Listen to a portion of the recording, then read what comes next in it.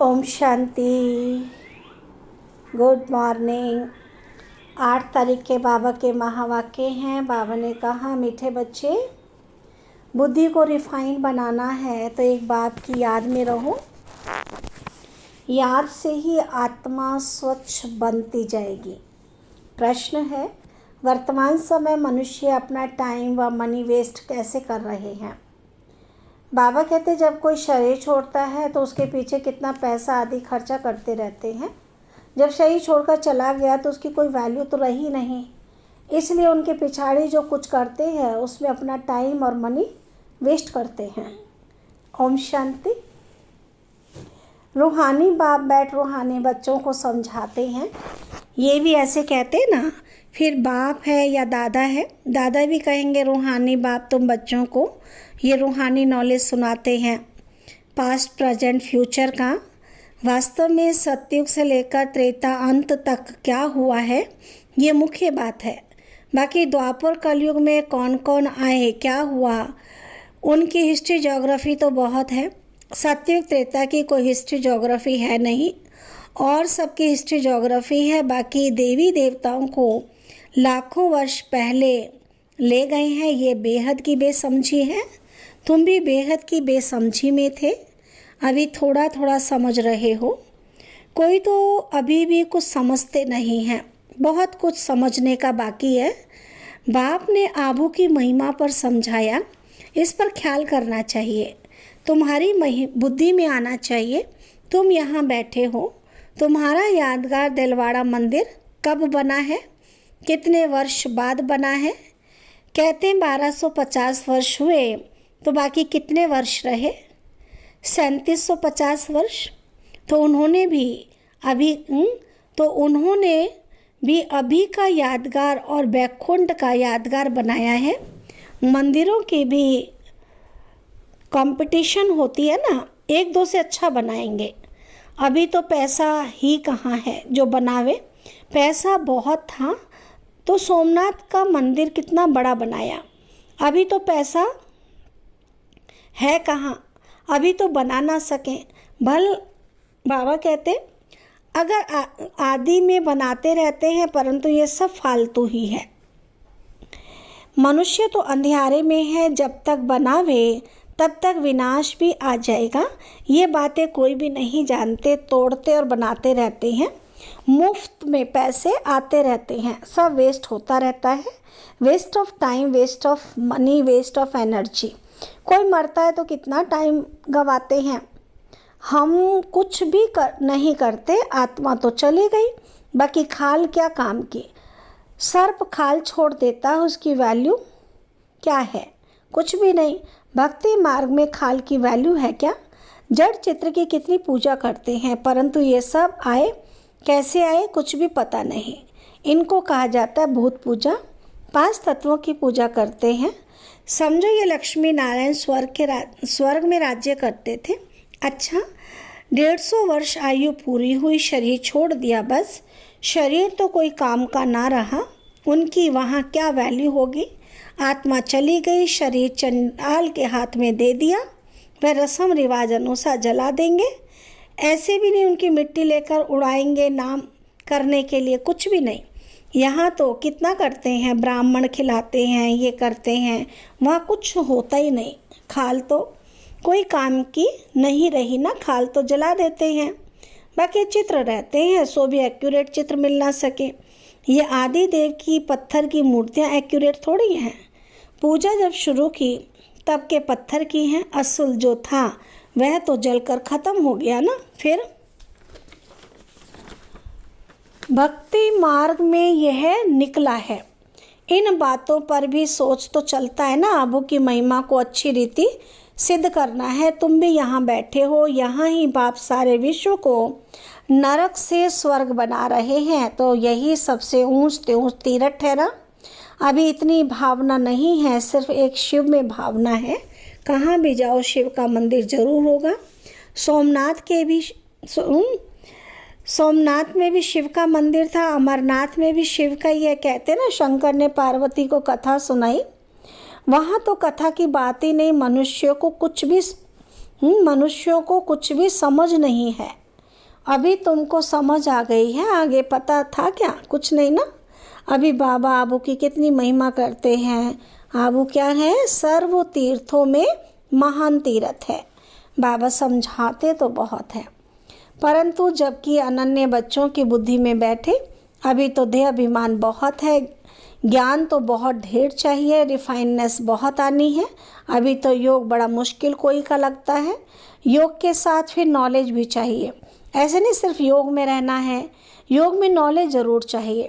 दिल्ली में ज्ञान विज्ञान भवन नाम रखा है, परंतु इनका अर्थ क्या है ये समझते थोड़ी हैं। ज्ञान विज्ञान तो सेकंड का है, शांति धाम सुख धाम, परंतु मनुष्यों में जरा भी बुद्धि नहीं है, अर्थ थोड़ी समझते हैं। चिन्मय आनंद आदि कितने बड़े बड़े सन्यासी आदि हैं, गीता सुनाते हैं, कितने उनके ढेर फॉलोअर्स हैं। सबसे बड़ा जगत का गुरु तो एक बाप ही है। बाप और टीचर से बड़ा गुरु कोई होता नहीं। स्त्री कभी दूसरा पति नहीं करेगी तो गुरु भी दूसरा नहीं करना चाहिए। एक गुरु किया उनको ही सदगति करनी है, फिर और गुरु क्यों? सतगुरु तो एक ही बेहद का बाप है, सबकी सदगति करने वाला वह एक है। परंतु इन बातों को बहुत हैं जो बिल्कुल समझते ही नहीं हैं। बाप ने समझाया है, यह राजधानी स्थापन हो रही है तो नंबरवार तो होंगे ही, कोई तो रिंचक भी समझ नहीं सकते। ड्रामा में पार्ट ऐसा है, टीचर तो समझ सकते हैं, जिस शरीर द्वारा समझाते हैं उनको भी तो मालूम पड़ता होगा ना। ये तो गुड़ जाने गुड़ की गोथरी जाने, गुड़ शिव बाबा को कहा जाता है।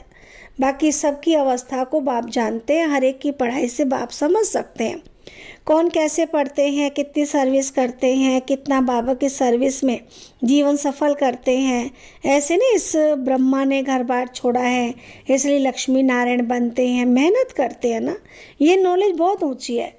कोई अगर बाप की अवज्ञा करते हैं तो एकदम पत्थर बन पड़ते हैं। बाबा ने समझाया था, ये इंद्र सभा है, शिव बाबा ज्ञान वर्षा करते हैं, उनकी अवज्ञा की तो शास्त्रों में लिखा हुआ है पत्थर बुद्धि हो गए। इसलिए बाबा सबको लिखते रहते हैं, साथ में संभाल से कोई को ले आओ। अब संभाल नहीं करेंगे तो कैसे चलेगा? जिसको भी लाओ संभाल से कोई को ले आओ। ऐसे नहीं विकारी या पवित्र यहाँ आकर बैठे, नहीं तो फिर ले आने वाली ब्राह्मणी पर दोष पड़ जाता है। ऐसे कोई को ले नहीं आना है, बड़ी रिस्पॉन्सिबिलिटी है। बहुत ऊंच ऊंच बाप है, तुमको विश्व की बादशाही देते हैं तो उनका कितना रिगार्ड रखना चाहिए। बहुतों को मित्र संबंधी आदि याद पड़ते हैं, बाप की याद है नहीं, अंदर ही गुटखा खाते रहते हैं। यह है आसुरी दुनिया, अभी दैवी दुनिया बनती है। हमारी एम ऑब्जेक्ट ये है, ये लक्ष्मी नारायण बनना है। जो भी चित्र है सबकी बायोग्राफी को तुम जानते हो। मनुष्यों को समझाने के लिए कितनी मेहनत की जाती है, तुम भी समझते होंगे। ये कुछ अच्छा बुद्धिमान है, ये तो कुछ नहीं समझते। तुम बच्चों में जिसने जितना ज्ञान उठाया है उस अनुसार ही सर्विस कर रहे हैं। मुख्य बात है गीता के भगवान की। सूर्यवंशी देवी देवताओं का यह एक ही शास्त्र है, अलग अलग नहीं है। ब्राह्मणों का भी अलग नहीं है। ये बड़ी समझने की बातें हैं। इस ज्ञान मार्ग में भी चलते चलते अगर विकार में गिर पड़े तो ज्ञान बह जाएगा। बहुत अच्छे अच्छे जाकर विकारी बने तो पत्थर बुद्धि हो गए। इसमें बड़ी समझ चाहिए। बाप जो समझाते हैं उनको उगारना चाहिए। यहाँ तो तुमको बहुत सहज है, कोई लौकिक कार्य व्यवहार हंगामा आदि नहीं है। बाहर में रहने से धंधे आदि की कितनी चिंता रहती है, माया खूब तूफान में लाती है। यहाँ तो एकांत लगी पड़ी है।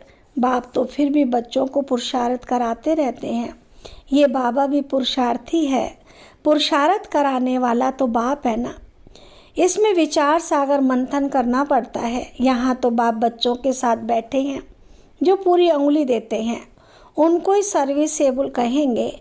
बाकी जो झुटका खाने वाले तो नुकसान करते हैं और ही डिससर्विस करते हैं, विघन डालते हैं। ये तो जानते हो ना, महाराजा महारानी बनेंगे तो उन्हों के दास दासियां भी चाहिए, वह भी यहाँ के ही आएंगे ना। तो सारा मदार पढ़ाई पर है। इस शरीर को भी खुशी से छोड़ना है, दुख की बात नहीं। पुरुषार्थ के लिए टाइम तो मिला हुआ है, ज्ञान सेकंड का है। बुद्धि में है, शिव बाबा से वर्षा मिलता है। थोड़ा भी ज्ञान सुना, शिव बाबा को याद किया तो आ सकते हैं। प्रजा तो बहुत बनने की है। हमारी राजधानी सूर्यवंशी चंद्रवंशी यहाँ स्थापन हो रही है, तो बाप का बनकर अगर ग्लानि करते हैं तो बहुत बोझा चढ़ता है, एकदम जैसे रसातल में चले जाते हैं। बाबा ने समझाया है, जो अपनी पूजा बैठ कर आते हैं वह पूज्य कैसे कहला सकते हैं। सर्व का सद्गति दाता, कल्याण करने वाला तो एक ही बाप है ना। मनुष्य तो शांति का भी अर्थ नहीं समझते हैं। हठ योग से प्राणायाम आदि चढ़ाना, उसको ही शांति समझते हैं। उसमें भी बहुत मेहनत लगती है। कोई की ब्रेन खराब हो जाती है, प्राप्ति कुछ भी नहीं। वह है अल्पकाल की शांति। जैसे सुख का अल्पकाल कांगविष्टा समान कहते रहते, वैसे शांति भी कांगविष्टा के समान है। वह ही अल्पकाल के लिए। बाप तो 21 जन्मों के लिए तुमको सुख शांति दोनों देते हैं। कोई तो शांति धाम में पिछाड़ी तक रहते होंगे। जिनका पार्ट है वह इतना सुख थोड़ी देख सकेंगे। वहाँ भी नंबरवार मर्तबे तो होंगे ना, बलदास दासियाँ होंगे, परंतु अंदर थोड़ी घुस सकेंगे। श्री कृष्ण को भी देख ना सकें। सबके अलग अलग महल होंगे, कोई टाइम होगा देखने का। जैसे देखो पोप आता है तो उनका दर्शन करने के लिए कितने लोग जाते हैं। ऐसे बहुत निकलेंगे जिनका बहुत प्रभाव होगा। लाखों मनुष्य जाएंगे दर्शन करने के लिए। यहाँ शिव बाबा का दर्शन कैसे होगा, ये तो समझने की बात है। अब दुनिया को कैसे पता पड़े कि ये सबसे ऊंचा तीर्थ है। आबू का तीर्थ सबसे बड़ा तीर्थ है। दिलवाड़ा जैसा मंदिर शायद आसपास और भी हो, वह भी जाकर देखना चाहिए कैसे बना हुआ है। उनको ज्ञान देने की भी दरकार नहीं, वे फिर तुमको ज्ञान देने लग जाएंगे। राय देते हैं ना, ये करना चाहिए, ये करना चाहिए। ये तो जानते नहीं कि इनको पढ़ाने वाला कौन है। एक एक को समझाने में मेहनत लगती है। उन पर कहानियाँ भी हैं। कहते शेर आया और आखिरकार शेर आ गया। तुम भी कहते हो मौत आया, तो विश्वास नहीं करते। समझते अभी तो 40,000 वर्ष पड़े हैं, मौत कहाँ से आएगा। परंतु मौत आना तो ज़रूर है, सबको ले जाएंगे। वहाँ कोई भी किचड़ा होता नहीं। यहाँ तो गऊ और वहाँ की गऊ में फ़र्क कितना है। श्री कृष्ण थोड़ी गऊएं चराता था, उनके पास तो दूध हेलीकॉप्टर में आता होगा हेलीकॉप्टर में दूध आएगा। ये किचड़ पट्टी दूर रहती होगी ना, सामने घर में थोड़ी किचड़ा रहेगा। वहाँ तो अपरम अपार सुख है, जिसके लिए पूरा पुरुषार्थ करना है। कितने अच्छे अच्छे बच्चे सेंटर से आते हैं, बाबा देखकर कितना खुश होते हैं। नंबरवार पुरुषार्थ अनुसार फूल निकलते हैं। फूल जो हैं वे अपने को भी फूल समझते हैं। दिल्ली में भी बच्चे कितनी सर्विस करते हैं, रात दिन ज्ञान भी कितना रात दिन मेहनत करते हैं अपने पुरुषार्थ में। ज्ञान भी कितना ऊंचा है ना। आगे तो कुछ नहीं जानते थे, अभी कितनी मेहनत करनी पड़ती है। बाबा के पास तो सब समाचार आते हैं। कोई का सुनाते हैं, कोई का नहीं सुनाते हैं, क्योंकि ट्रेटर भी बहुत होते हैं। बहुत फर्स्ट क्लास भी ट्रेटर बन पड़ते हैं, थर्ड क्लास भी ट्रेटर हैं। थोड़ा ज्ञान मिला तो समझते हैं हम शिव बाबा के भी बाबा बन गए। पहचान तो है नहीं कि कौन नॉलेज देते अच्छा, मीठे मीठे सिकी लदे बच्चों प्रति माता पिता बाप दादा का याद प्यार और गुड मॉर्निंग। रूहानी बाप की रूहानी बच्चों को नमस्ते। हम रूहानी बच्चों की रूहानी बाबा को नमस्ते। धारणा के लिए मुख्य सार है, विश्व की बादशाही देने वाले बाप का बहुत बहुत रिगार्ड रखना है। बाप की सर्विस में अपनी जीवन सफल करनी है। पढ़ाई पर पूरा पूरा ध्यान देना है। सेकंड पॉइंट है, बाप से जो ज्ञान मिलता है उस पर विचार सागर मंथन करना है। कभी भी विघन रूप नहीं बनना है, डिससर्विस नहीं करनी है, अहंकार में नहीं आना है। वरदान बाबा ने दिया है चारों ही सब्जेक्ट में बाप के दिल पसंद मार्क्स लेने वाले दिल तख्त नशीन भव। डिटेल है, जो बच्चे चारों ही सब्जेक्ट में अच्छे मार्क्स लेते हैं, आदि से अंत तक अच्छे नंबर से पास होते हैं, उन्हें ही पास विद ऑनर कहा जाता है। बीच बीच में मार्क्स कम हुई फिर मेकअप किया, ऐसे नहीं, लेकिन सभी सब्जेक्ट में बाप के दिल पसंद ही दिल तख्त नशीन बनते हैं। साथ साथ ब्राह्मण संसार में सर्व के प्यारे भी होंगे, सर्व के सहयोगी होंगे, सर्व का सम्मान प्राप्त करने वाले दिल तख्त नशीन स्वराज्य तख्त नशीन बनते हैं। स्लोगन है, दिल रुबा वह है जिसके दिल में सदा यही अनहद गीत बजता रहे, मैं बाप की बाप मेरा। अच्छा, ओम शांति।